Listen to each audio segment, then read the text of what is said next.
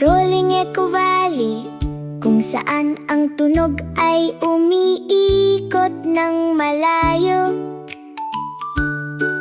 Ang mga hugis ay nagsisimulang kumikinang na parang isang bituing gabay. Bawat hakbang natin ay bumabalik sa ating landas.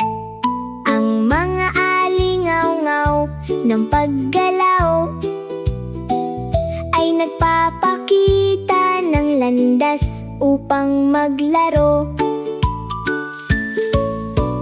Gumulong si Rolly at ang lambak ay tumugon.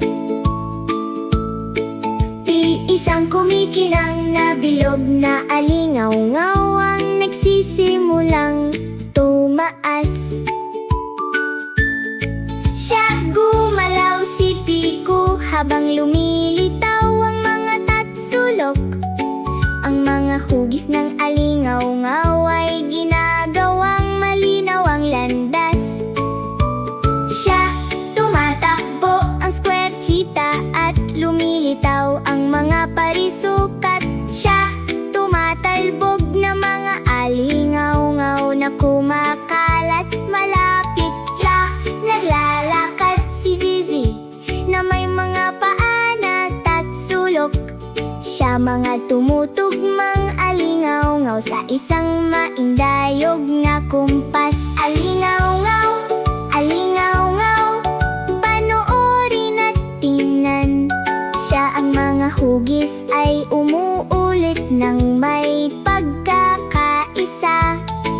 At gumulong at tumaustos, humakbang ng tama. Ang Echo Valley ay nagniningning ng napakaliwanag.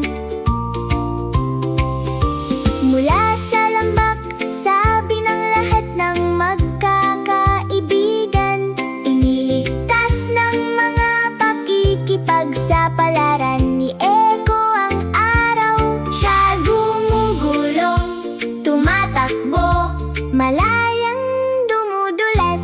Siya misteryo ng